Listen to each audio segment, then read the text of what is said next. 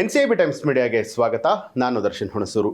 ಇಸ್ರೇಲ್ನ Haifa ತೈಲ ಸಂಸ್ಕರಣಾ ಕೇಂದ್ರದ ಮೇಲೆ ಇರಾನ್ ಭೀಕರ ದಾಳಿ.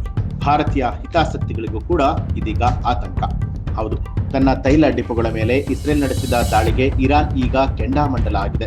ಇದಕ್ಕೆ ಪ್ರತಿಯಾಗಿ ಇರಾನ್ ವಾಯುಪಡೆಯು ಇಸ್ರೇಲ್ನ ಪ್ರಮುಖ ಬಂದರು ನಗರಿ ಹೈಫಾದಲ್ಲಿರುವಂತಹ ಹೈಫಾ ತೈಲ ಸಂಸ್ಕರಣಾ ಕೇಂದ್ರದ ಮೇಲೆ ಭೀಕರ ಕ್ಷಿಪಣಿ ಮತ್ತು ಡ್ರೋನ್ ದಾಳಿಯನ್ನು ನಡೆಸಿದೆ. ಈ ಬೆಳವಣಿಗೆಯು ಭಾರತಕ್ಕೆ ಆತಂಕ ತಂದಿದೆ.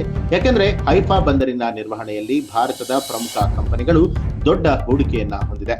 ಈ ದಾಳಿಯ ಪ್ರಮುಖ ಅಂಶಗಳು ಹಾಗೆ ವಿಡಿಯೋ ವರದಿಯ ಮುಖ್ಯಾಂಶಗಳೇನು ಅಂತ ನೋಡೋದಾದ್ರೆ, ಪ್ರತೀಕಾರದ ದಾಳಿ.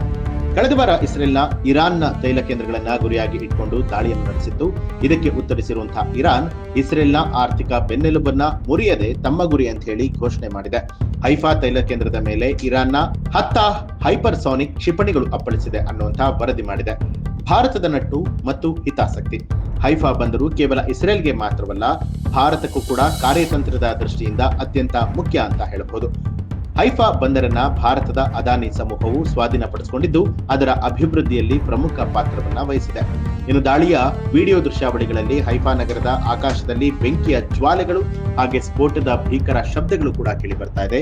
ಕ್ಷಿಪಣಿಗಳು ಅಪ್ಪಳಿಸ್ತಾ ಇದ್ದ ಹಾಗೆ ತೈಲ ಸಂಸ್ಕರಣಾ ಕೇಂದ್ರದ ಒಂದು ಭಾಗದಲ್ಲಿ ದೊಡ್ಡ ಮಟ್ಟದ ಬೆಂಕಿ ಕಾಣಿಸಿಕೊಂಡು ಆಕಾಶದಾದ್ಯಂತ ದಟ್ಟವಾದ ಕಪ್ಪು ಹೊಗೆ ಆವರಿಸಿಕೊಂಡಿದೆ. ಇಸ್ರೇಲ್ನ ಐರನ್ ಡೋಮ್ ಹಲವು ಕ್ಷಿಪಣಿಗಳನ್ನ ಹೊಡೆದು ಉರುಳಿಸಿದೆ. ಆದರೂ ಕೂಡ ಕೆಲವು ಕ್ಷಿಪಣಿಗಳು ಗುರಿ ತಪ್ಪುವಲ್ಲಿ ಯಶಸ್ವಿಯಾಗಿದೆ. ದಾಳಿಯ ನಂತರ ಹೈಫಾ ನಗರದಲ್ಲಿ ಸೈರನ್ ಮೊಳಗಿಸಲಾಗಿದ್ದು ಜನರನ್ನ ಬಂಕರ್ಗಳಿಗೆ ತೆರಳದಂತೆ ಸೂಚನೆ ಕೊಡಲಾಗಿದೆ.